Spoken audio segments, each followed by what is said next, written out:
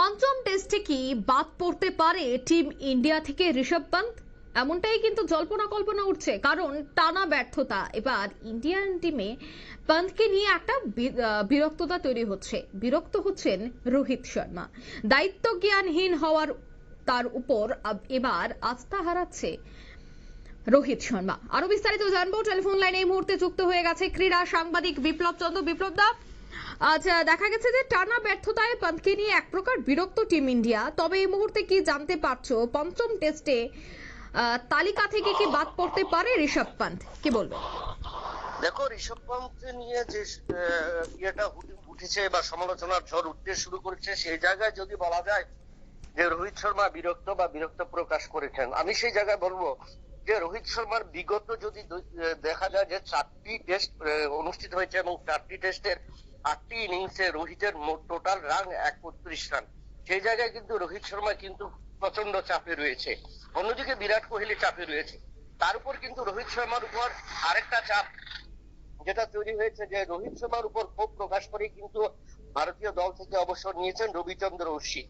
সেই জায়গায় রোহিত শর্মা যখন নিজের ব্যক্তিগত চাপে রয়েছেন, তখনই কিন্তু ঋষভ পন্থের উপর তিনি তার ক্ষোভ প্রকাশ করলেন এবং সেখানে সে ঋষভকে কিন্তু কাট করায় তোলার চেষ্টা করেছেন। তার একটা মাত্রই কারণ যে পঞ্চম টেস্টে ভারতীয় দল এখন কিন্তু যে চ্যাম্পিয়ন্স ট্রফি একদম খাদের কিনারে, এবং এই চ্যাম্পিয়ন্স ট্রফির ফাইনাল খেলবে কিনা সে বিষয়ে কিন্তু ভারতীয় দলের এখন সন্দেহ অনেকটাই প্রকাশ। এবং সেই জায়গায় রোহিত শর্মা সবচেয়ে বেশি কলঙ্কিত হবেন বা রোহিত শর্মার উপর সবচেয়ে বেশি অভিযোগ বর্তাতে পারে।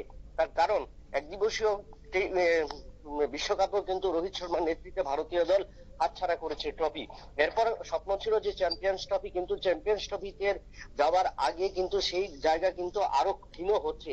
এবং এই জায়গায় ঋষভ পন্তকে কাঠগড়ায় তোলানো হচ্ছে একমাত্র কারণ যে গতকালকে ঋষভ পন্ত যশস্বী জয়সওয়ালের সাথে বেপরোয়া খেলতে গিয়ে 30 রানে পেভিলিয়নে ফিরেছেন। তবে কেন ঋষভ পন্ত, বাকি ব্যাটসম্যানরা কেনই বা সেই ক্ষেত্রে নিজেদের দায়িত্ব বা কর্তব্য পালন করতে পারেনি বা নিজেদের উইকেট সামলাতে পারেনি? তো ঋষভ পন্তকে আলটিমেটলি বোঝা যায় যে ভারতীয় দলের যে বর্তমানে যে পরিস্থিতি, এই পরিস্থিতিতে একে অপরের উপর দোষ চাপানোর চেষ্টা করছে এবং নিজেদের যে ব্যর্থতা এবং দুর্বলতা অপরের কাঁধের উপর ফেলে দিয়ে কিন্তু নিজেরা নিখুঁত ভাবে থাকতে চাইছে। এবং ঋষভ পন্ত প্রথম ইনিংসে আমরা দেখেছিলাম কিছু করেছে, তো সেই জায়গায় কাকে নেওয়া হবে বা পরবর্তী হিসেবে ভারতীয় দায়িত্ব কে পালন করবেন, ক্রিকেটের দায়িত্ব, সে তা নিয়েও কিন্তু একটা প্রশ্ন। এবং এই ঋষভ পন্ত নিয়ে যে অভিযোগ উঠতে শুরু করেছে, সেই অভিযোগ এতটাই গুরুত্ব নয় বা গুরুত্ব পাবে না বলে সংবাদ মাধ্যমে উঠে এসেছে। কিন্তু ঋষভ পন্ত থেকে বলা যায় যে ভারতের মিডল অর্ডার ব্যাটসম্যান বা নির্ভরযোগ্য ব্যাটসম্যান বা যাদের উপর দলের কাঁধের ভার ছিল, যাদের উপর দায়িত্ব ছিল, তারা কি করেছেন? কেন আজ ঋষভকে একের পর এক দোষারোপ করা হচ্ছে? রবিচন্দ্র অশ্বিনের উপর একবার করা হচ্ছে, এর আগে আমরা দেখলাম বাংলার ঋদ্ধিমান সাহার উপরও করা হয়েছে। কারণ একটা জায়গায় ভারতীয় দল যখন অধিনায়করা নিজেরা ব্যর্থ হচ্ছেন, সেই জায়গায় অন্যান্য খেলোয়াড়দের, ক্রিকেটারদের উপর সেই দোষ চাপিয়ে দিচ্ছেন।